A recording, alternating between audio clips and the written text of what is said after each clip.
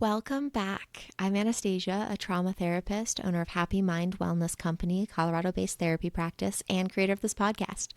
My mission is to build a community of acceptance and authenticity. I needed some adventure buddies for this journey of insight, and I am so glad it's you. You are all welcome here, and I'm grateful you decided to join me. I've also got a Pomeranian today for those of you watching in video. This is Dr. Douglas Puff. He will probably get sick of being in my lap partway through this. Before we get started, I wanted to take a moment to thank one of my partners, Occupied Mind. Today, I am wearing my How You Feel is How You Heal shirt from Occupied Mind because we're talking about holding space and feeling your feelings, and it is a challenging and uncomfortable experience. But it's a powerful one.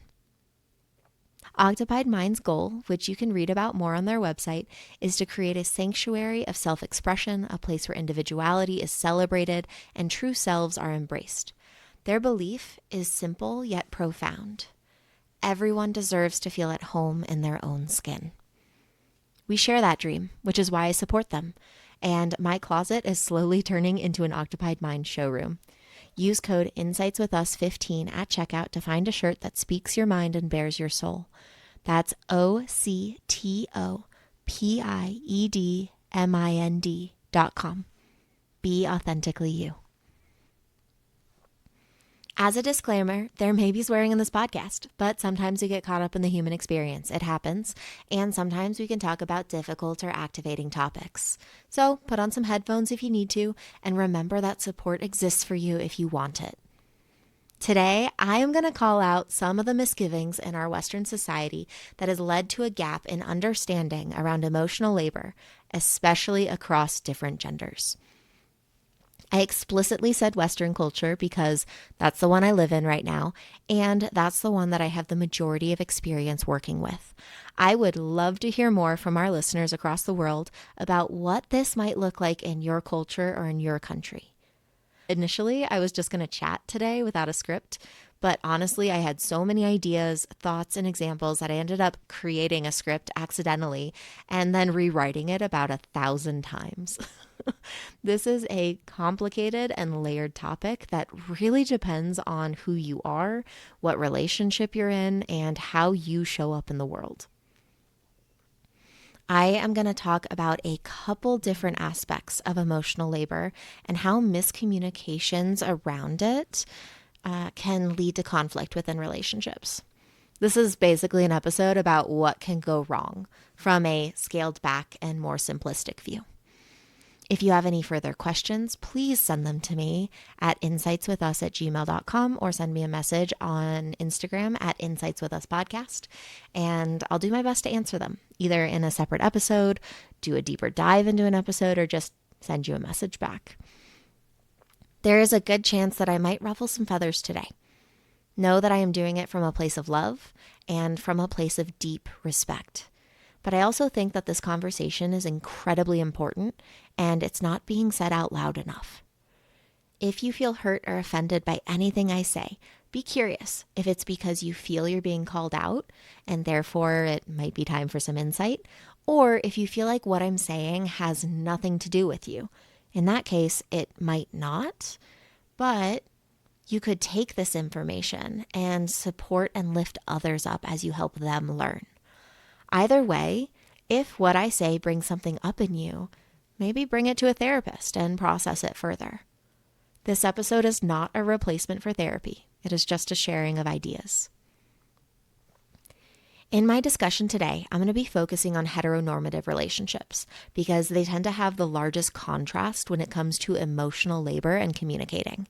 In fact, research shows that queer relationships tend to do this better than non-queer relationships because the societal norms around what a queer relationship looks like are more fuzzy. So basically, you get to make up your own rules rather than follow the societal norm. So if you're straight, go find yourself an LGBTQIA mentor who can help you figure this out. It is time to enact the buddy system. It's going to make the world a better place in so many different ways. But I digress. We are going to talk about emotional labor, the feminist wave and what it missed, this new idea of man-keeping, which is an old system that finally got a name, intention versus impact, and I might go on some tangents if the mood strikes me. We'll see. But I'm going to do my best to share examples from my life around how these miscommunications can show up. I also want to remind everyone that any example I share is only from my perspective. I am not claiming to know what went through anyone's head, but these are experiences that I have been through, and I have decided to share today so that you had a better idea of what I'm talking about. In fact, some of the biggest miscommunications happen because the people involved are having completely different experiences and don't know how to shift their perspective to understand how it feels for the other person. Also, Puff is grunting, so if you can hear him in the background, that's him trying to breathe. He's a little cutie. Yes, you are. Mwah. So let's be real. It's easier to understand concepts when they are put into concrete examples and images. So I am here to deliver that neatly packaged, upsetting gift to your doorstep, or rather, your listening device. You're welcome. So, all of that said, what the fuck is emotional labor? Emotional labor is basically just maintaining the relationship or managing the emotions of the relationship. This can look like a lot of different things. It is being able to notice the small details within your relationship or friendship that tell you how the other person is doing, and then reacting accordingly without them having to tell you what's going on. It's noticing if your partner is stressed or tired or overwhelmed and prioritizing their rest for them, sometimes over your own, so that they can feel better, even if they didn't ask for it. It is being the first one to bring up feeling stressed or hurt by something and wanting to process it to move forward together. If bringing it up ends in a fight or one or both of you shutting down, the person doing the emotional labor is the one who bridges the gap after the fact, gets uncomfortable and tries to figure it out with the other person. And the one who isn't used to doing the emotional work is the one who moves on and pretends like or actually believes that everything is okay just because the fight about it is over. This has literally happened to me multiple times in multiple relationships, and it is so hurtful and upsetting when the other person expects me to hold the hurt for the relationship and act externally like everything is fine. So let me give you an example of this. I was camping with a now ex and a bunch of friends once, and there was a small miscommunication that happened where I was leading the group somewhere and he needed to stop to adjust something and I didn't notice. He was fine and safe the whole time, which I made sure to confirm immediately the second I realized he had fallen behind. My ex blew up about this and said some incredibly hurtful things. He said that this is why he knows he can't trust me and he will never be able to depend on me ever again because I didn't have eyes in the back of my head and stopped later than he wanted me to wait for him. Those words devastated me. I was hurt, I was angry, and we didn't talk for the rest of the day. By his design, not mine. I wanted to figure it out. He wanted to just move on and forget about it, but like in a mean, angry way. There was no processing. He had zero interest in understanding what was going on for me. Just complete silence. And then the next morning, he woke me up with a kiss and talked about how grateful he was for me, how happy he was in our relationship, and put on this huge bubbly persona as a show to our friends. I couldn't do that. And then I spent the rest of that day confused and hurt and couldn't believe that he wanted to just move on after saying such hurtful things to me. So hurtful that I still have them in my head to this day. He then went to one of our friends we were camping with and said that I was mad at the friend and we should be adults and talk it out and not just ignore it like children. Oh, the irony of this. My friend then came to check on me and I burst into tears because I wasn't mad at them at all. And I couldn't believe that my ex pushed his emotions down so hard that he couldn't comprehend that I would still be upset. It was my job to hold the hurt, to hold the discomfort, and to do the work to help his dream reality, where everything was fine, exist. There is a reason this relationship did not last. There was no shared emotional labor. An important factor in why this kind of dynamic exists is that the feminist wave forgot about men. Initially, men were supposed to be the providers for the family, and women were supposed to keep the family alive. When women fought for their right to vote, to work, to open a bank account, to own their own home, this was an important and amazing shift in history, but we forgot to fight for men's rights to be in the home, to be a caregiver, to be emotional, to take care of the kids, to take care of us. So if women are showing up strong, powerful, and independent, and a man's main job is to provide, well, then it makes sense that a lot of men feel like their identities are at stake. They don't know how to show up differently. They weren't told they were allowed to. My ex took on the role of provider and struggled to be anything else. But I didn't need him to be a provider. I needed him to be a partner. And we need to fight for men's right to be human so that they don't have to just be providers anymore. We need a new name for this wave, this fight that we are in for men's right to be human. And within relationships, I've started calling it mindful monogamy. I want all of us to stop assuming or defaulting who is going to do what work in and out of the home, and assume how people are supposed to show up in that role. Don't assume the work that will be done by your partner just because you're tired or stressed, because your partner gets tired and stressed too. I promise you, they do it. So I'm going to give you a new idea. It's going to take a moment to sink in. Are you ready to have your mind blown? The goal is to actually talk so that you're on the same page about who does what doing the task actually looks like, and what rest looks like for each of you. We want to make sure that it is equitable all the way around for everyone involved. So let's explore what this means with another example.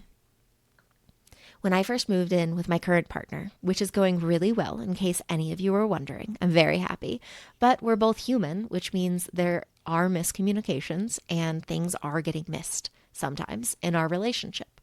We're still figuring out how to exist together in space. But we had talked about how important rest was for the both of us when we first moved in. But we never actually talked about what it looked like. And this came back to bite me in the ass. My partner has a video game that he really loves, which is amazing. But when he starts playing, he gets lost in it, and the rest of the world completely disappears. On paper, I love this for him.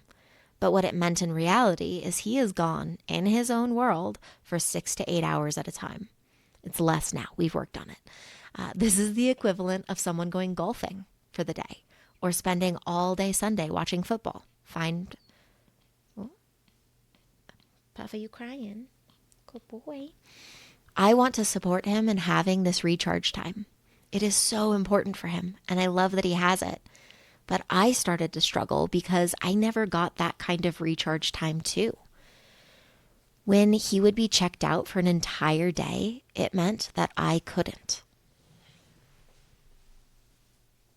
If our dog, Juliet, needed anything, I'm the one stopping my rest to take care of her, to deal with barking at squirrels, to cook meals, to clean the house, to answer the door if some random person stopped by. I only have hobbies that I can stop in the middle of because I always needed to stop in the middle of them. I don't have the luxury of checking out for 6 to 8 hours. And the research backs this up. Most women have hobbies that are either productive for the home, like baking, sewing, DIY, or can be easily paused, crocheting, coloring, gardening. While men's hobbies typically allow them to completely check out and focus on themselves for the duration, going to play sports, playing a video game, disappearing into the garage to work on a car or a motorcycle. And even if my partner wasn't playing his game, if I was trying to check out and recharge, when we first moved in together, he would often interrupt me himself to ask questions about where something was or what the plan was or what it is that Juliet needed. I was in charge of keeping all of it in my head, and it was my responsibility to stay present all of the time, even when it was my turn to relax. When I brought this to his attention, his immediate response was to get defensive for several days. We couldn't talk about it because he heard it and told me that he heard it, as I was upset that he was playing his game.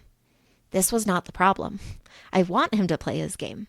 But if he spends an entire day checking out, then he needs to find an equivalent time to check in so that I can check out.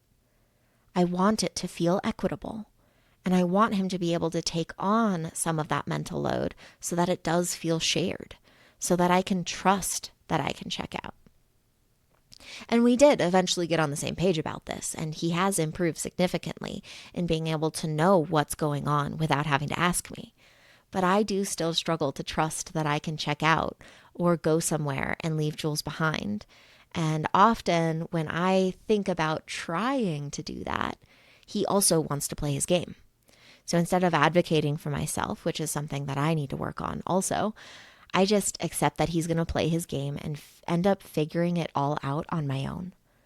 I will coordinate daycare or focus on Juliet and all the household tasks first and spend hours setting my day up so that I get a few hours of hobby time without having to bother him or get him to check back in. I hold the mental load and the emotional labor so that he can rest and feel recharged. And then I give myself an hour or two here or there when I can sneak rest into my schedule. My dream, hint, hint, is that someday he can notice that I am stressed or tired and have not yet actively shut down with a migraine, or he's noticed that I've been doing a lot and he prioritizes my rest for me. Like the roles are reversed, that he makes sure that I check out before my body shuts down on me and I have to stop. We are strong, but we're not quite there yet. Another factor in the uneven emotional labor is this newer term that is going around. It is called man keeping. Basically, how women are the caregivers for men and don't want to be anymore. But this is a double-edged sword, because if a man does the work, goes to therapy, is more in touch with his emotions and needs, he will suddenly have more needs. If we do not shift the emotional labor and mental load as this healing happens, it can feel like the man is more emotional and just placing extra pressure on his partner. This isn't fair to either person. I want men to be in touch with their emotions. Let them exist and understand and be able to name what their needs are. But I also want them to learn how to hold it for themselves or reach out to friends for support rather than only leaning on their partner because it's the only safe space for them to feel it. Or not feel it and just expect the partner to hold it. Just like my episode on values, we need to figure out what is yours and what is theirs. Women have been taught over decades and generations by society that it is our job to be the caregiver, and men have been taught that it is their job to be the provider, which means if a man is stressed, the woman needs to help him be less stressed. But if the woman is stressed, she needs to figure that out on her own and not put it on him because he is busy providing for her. Because of this societal view, when a man is more emotional, some women get really uncomfortable with it, even if it's unintentional, and may even think some of those phrases that I love to hate. Be strong, stop crying, suck it up. I thought you were a man. This isn't fair to men. They are allowed to cry. Men are allowed to hurt, and men are allowed to have needs. Women, men are human too. We need to normalize that men are caregivers too. And this emotional support can go both ways. If we can fight for men's right to be caregivers, that means that they are then able to lean on other men, that their friend groups can be a space to check in around how they're feeling and invite them to cry it out. Men being more mindful means they won't just immediately dump on their partner and expect them to hold it. Men being more human means women will have to step up and let it be okay that men cry too. And I'm going to be real with you. I also had to work on this. I grew up in that societal norm. And that's why I have the pleasure of being with an emotionally open and incredible man. When he has a hard day and wants to cry, there is a conditioned part of my brain that is like, wait, is this okay? Should he be emoting like this? And I know that that voice isn't telling the truth. So I look at him and I hug him and I play with his hair and I make sure that he feels loved because he is a human too, with human emotions and needs, and he needs love and reassurance. Anyone who believes that a strong man doesn't need to be held has not gone deep enough or vulnerable enough to realize that every single one of us needs that, no matter how strong we are. And I have said this before, and all of the women that I say this to, stereotypically, are like, oh my God, yeah, that makes so much sense. And the men that I say it to are like, what you talking about? Like, fuck you, I hate this. But because men societally are not allowed to feel their feelings, are not allowed to be caregivers, are not allowed to have this softness within them, it starts getting beat out of them about 3, 4, 5 years old. Most memories of where that conditioning starts is between 3 to 5. And so the way I like to see it is that part of men got stunted right around that age. So what we need to do is let those emotions exist as a 3-year-old, as a 4-year-old, as a 5-year-old, and allow the emotional intelligence for those that had to go through that experience of pushing it down and not being allowed to feel. We need to let them be a child. We need to let their emotions grow up into adulthood and not just exist as an adult immediately. You can't just jump all that time. If you got stalled at 3 and never learned how to feel your feelings, well, then you need to be talked to like you're a 3-year-old. You need to be taught how to name your feelings, what a feeling is, how to feel your feelings, so that you can then get into the complicated nuance of caregiving and showing up in a relationship where the emotional labor is equitable. It is complicated. It is layered. And if you were never allowed to feel that, even as a child, it's going to take you a minute to learn how to feel that. It's okay. It's a part of this fight for mindful monogamy and mindful masculinity. I am here for it. So I'm going to give you 2 examples of this man keeping from my first long-term relationship. One of the examples is going to be more severe, and one is going to be less so. So I'm doing this so that you can understand the spectrum with which emotional labor and man keeping can exist. So this guy, my ex, he was my awkward jock. That's what I call him in my head. We met in high school. He had a really kind heart. He was really fun, but he also had a lot of patterns that were really harmful to him and to our relationship. He would say whatever he thought I wanted to hear to make me happy, but then would explode out if something was difficult for him or didn't go the way he wanted, because he was raised to be strong and not have feelings. Notice where we're going with this? So we were in a long distance relationship for a long time, including when I first started college and he was in the military. I have this memory of awkward jock being upset at me, insulting me, putting me down, calling me names because I chose to go to a co-ed school rather than follow him around the world. And he was mad that he couldn't keep an eye on me. And yes, this was his language, not mine. For me, I went to the school that I wanted to go to. I didn't care if it was co-ed or not. It's what I wanted to study. It's where I wanted to be. I chose that to set myself up for my future. He didn't care about any of that. And if you remember my conflict episode, there was a lot of contempt in this past relationship of mine. But I was naive and I thought it was my job and therefore healthy to manage his feelings for him, to manage this upset. And I remember thinking how great a communicator I was and how good of a job I was doing in the relationship because he would verbally attack me and make me feel like shit.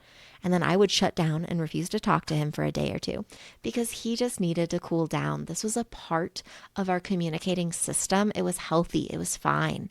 And then when I tried to talk to him again, he would open up about how he's lonely and sad and he misses me. And he didn't mean to yell or accuse me of cheating on him.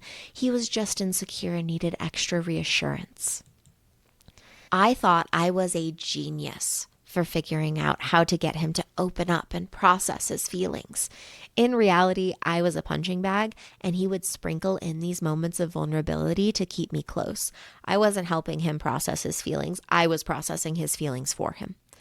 We were together for almost 8 years, and that took a toll on me. I reached a point where I couldn't hold his emotions anymore. And when I started to realize that it wasn't healthy and I was pulling away, it wasn't what I wanted, Awkward Jock started calling me regularly, like daily for weeks kind of regular, and threatening suicide if I broke up with him.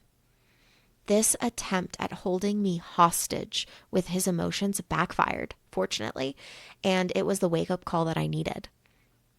I ended up breaking up with him mostly because of these calls. Not everyone reacts this way. Some people believe it and stay in that relationship and continue to do all that emotional labor and man-keeping. That pain was his to hold, not mine. Neither of us were happy, and I could not be his only support system and coping tool when he was struggling. And don't worry, I know for a fact, at least because of me, he did not kill himself. He is still around as far as I know. And about a month after I broke up with him, he met someone else, moved in with her, and they have a bunch of dogs together. So I really don't know where he's at now, but we were definitely better off not staying together. Another less serious example of man-keeping was when Awkward Jock and I went snowboarding together. He made this big deal about how he wanted to learn how to do S-turns, but he was really struggling to figure out the balance of it. So every time he started to turn, he'd fall flat on his face. He was getting really frustrated and upset, so I stuck with him. I was reassuring him, I was keeping him company, stopping every time he fell so that he didn't feel alone in the frustration.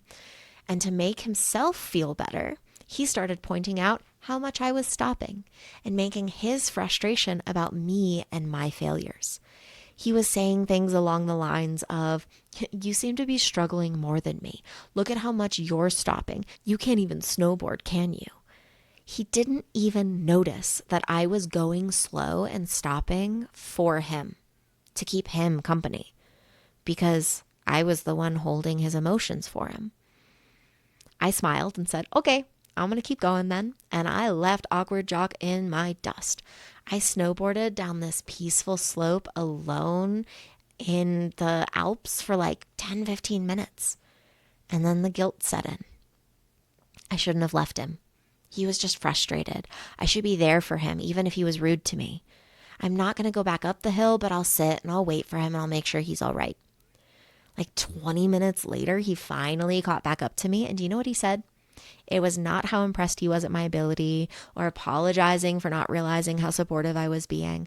He was upset at me for leaving him and told me how hurt he was that I wouldn't keep him company while he was trying to figure out a new skill. I apologized and spent the rest of the day right by his side, guiding him through his frustrations. Man-keeping doesn't have to be a big or abusive moment. It really could be this small day-to-day experience that just builds up over time, where one partner is upset and overwhelmed and the other partner is trying to regulate their nervous system for them, takes on the discomfort for them, and holds their hand through the experience, to the point that the upset partner might not even realize that it's happening. On the more extreme end of the spectrum, it could be more abusive. It could be their partner being a punching bag, blaming them for every uncomfortable feeling. So how do we start to navigate this? How do we change this dynamic? It isn't easy. The first step is to notice that it exists.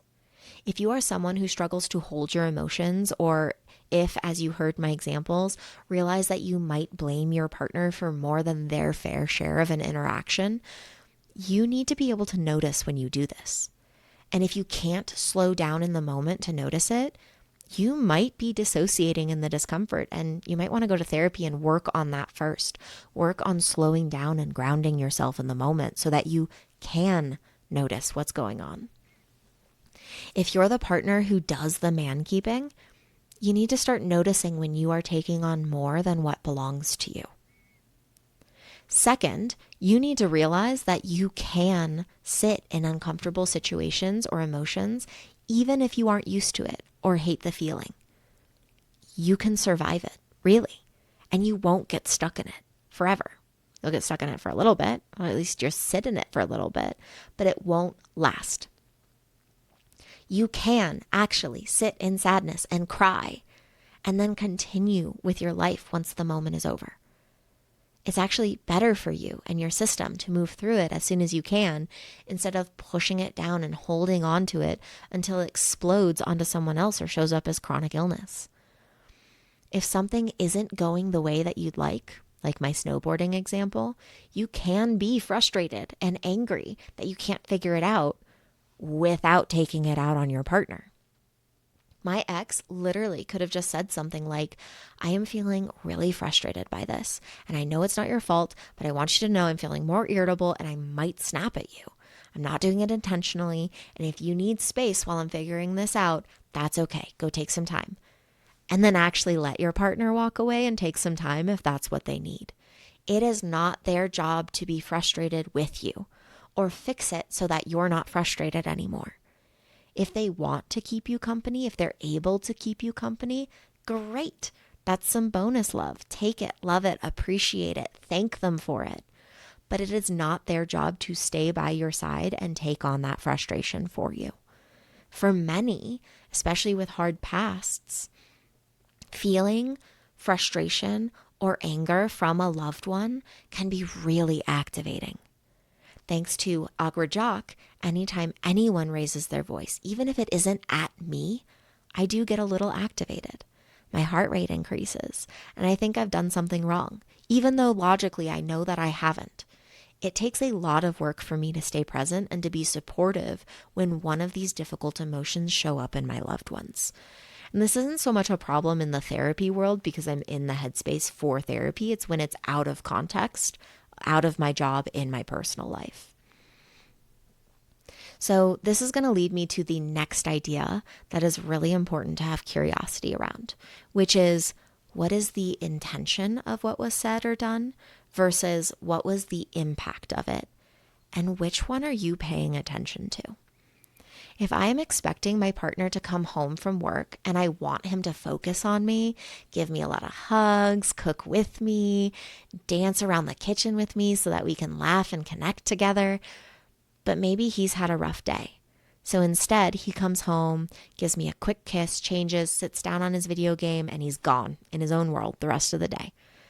His intention might be, I'm exhausted. I can't focus on anything. I really just need to check out for a moment so that I can feel better. But the impact of his actions on me might be that I become more anxious. I start worrying that he's mad at me. I overthink all of our past interactions and try to figure out what led to this slight. I get upset at him for not giving me context, and then suddenly I'm the one pulling away and I'm ignoring him, thinking that I'm ignoring him back. Now let's say, hypothetically, that I'm a couples therapist who works hard on communicating and checking in. So I go to him and I let him know that I'm confused by how he acted when he got home, and maybe even name that I'm feeling somewhat hurt because I wanted to spend time with him. He now has two options here. He can focus on his intention, or he can be curious about the impact. Most people tend to focus on their intention because it's their experience. They know it well.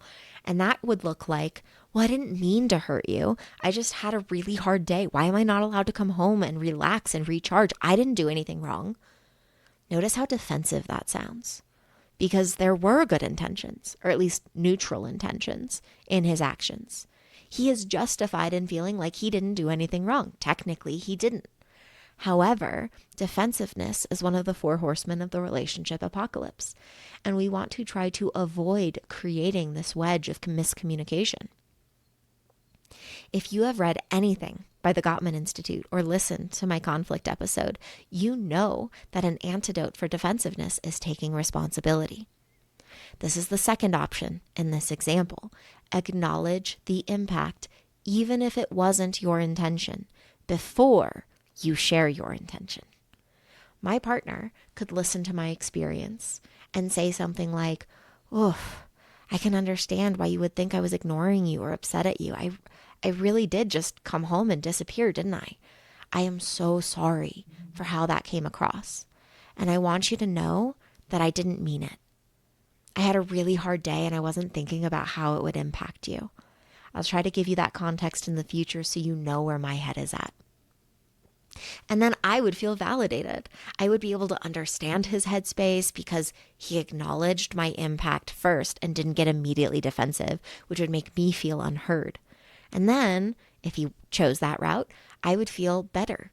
I would want to support him. I would want him to continue to check out and play video games because clearly he needs it if he comes home and ignores me without even noticing. In this example, he owned his headspace. He didn't expect me to take care of his feelings for him. He let me know what was going on and advocated for what his need was so that I could support him in that need. I didn't have to hold his upset for him. Another way to navigate man-keeping and emotional labor is to recognize and truly believe that all time is created equal. I want to tie this idea back to mindful monogamy. Do not assume who is going to take on what role in your relationship, and do not assume what done means for your partner because you likely have different definitions. Again, our goal is to talk through all of it, figure out what works, and name what needs to be flexible depending on busyness or headspaces. We all only have 24 hours in a day. So if you come home from work tired and need to rest, that's fine. But if you come home from work tired and need to rest, so you decide that your partner needs to be the one to cook, clean, take care of the kids, walk the dog, grab you drinks because you're tired and don't want to stand up, and you had a hard day, well, then what you're saying is your downtime is more important than your partner's downtime. You don't care if they spend all of their time cooking and cleaning because at least you get to rest. There are tasks in a house that no one likes doing. No one likes cooking every meal, or cleaning all the dishes every time, or constantly doing the laundry, or having to clean the bathrooms. They get nasty. It's gross. So if your reaction is, well, I don't like doing it, so I'll just leave it to you, well, then you are assuming that your partner's time is worth less than yours, which is why they can do the hard tasks for you, or the tedious tasks for you, because it's better that you don't do it, so they'll just do it. Research shows that women tend to take on the more consistent household tasks like decluttering, cooking, sweeping, dusting, wiping down counters, changing diapers, putting away toys, planning and coordinating schedules for the family. The majority of the tasks that have to happen every day, sometimes multiple times a day. Men tend to take the tasks that can happen once a week or less. Mowing the lawn, taking out the trash, fixing something if it breaks. That's awesome that both of you are taking on tasks around the house, but again, look at how long it takes you to do all of those tasks and wonder, is your time created equal? Is the labor equitable? I work from home and I have shorter hours, so I am going to take on most of the decluttering and daily cleaning tasks. But in the first few months of living together, I would spend all of my free time taking on all of this work. And then my partner would come home tired and sit on the couch and relax. In his mind, he would take care of his stuff on a day over the weekend. I was not okay with this, that I was constantly doing stuff all of the time, and the stuff that he had taken on, he only had to do once a week. Wait, can we swap? I want to be able to relax at the end of the day. So we had a conversation about this very early on. I was not going to break myself just so he could sit at the end of the day most days and only had to check into work once or twice a week. He is not the provider in our relationship. He is my partner. He is a teammate. And therefore, our work around the house, emotionally, mentally, was going to be shared. And we aren't perfect. We are all human, which means we shift back and forth within these patterns, especially if we get busy. It is easy to fall back into what feels most comfortable for us, like not sharing the mental load. That's why it's important to talk about it, to not make assumptions about what's going to get done, but also not make assumptions about what the intention is, just because it's the impact. It is important to name anytime something comes up so that you can be mindful together about how you hold your emotions and how you share the labor. Stop making assumptions and start asking questions so that you can create a new language and set of expectations that work within your unique relationship together. Hopefully something we talked about today resonated with you. If it did, let yourself sit with that idea for a little while longer. If you have any questions for this podcast or any themes you'd like us to focus on in the future, send us a message on Instagram at Insights With Us Podcast, or send us an email at insightswithus@gmail.com. If you enjoyed this podcast and want to hear more, please follow, like, or subscribe. If you want to support the continuation of this podcast, you can donate. To do so, find me, Anastasia Soroka, on buymeacoffee.com. You can also find Insights With Us on Substack for exclusive content, including videos and other writings about my insight journey. You can find digital downloads on my website, happymindwellness.com. Thank you for being my adventure buddy. I appreciate all of you, and I appreciate you being here. Thank you for creating insight with us. And to end, I want to thank my other partners, the Pelvic People, brand new collab. Everyone's bodies are different, and how we connect bodies, I'm talking pleasure here, should not be painful. Whether you want to have fun with yourself or with another person, the Pelvic People are a group of healthcare providers creating products to help your body heal and find your own path to pleasure. I am talking both internal and external work. For me, I appreciate the external massager because my glutes and psoas do not know how to release. And if you didn't know, everything is connected. Whole body health, everyone. That is what we're going for. So if you are tight in one place, you are probably tight somewhere else. You're not alone. And if you struggle to let go and find pleasure in your sex life, check out the Pelvic People. That's ThePelvicPeople.com. ThePelvicPeople.com. Use code InsightsWithUs7 for $7 at checkout.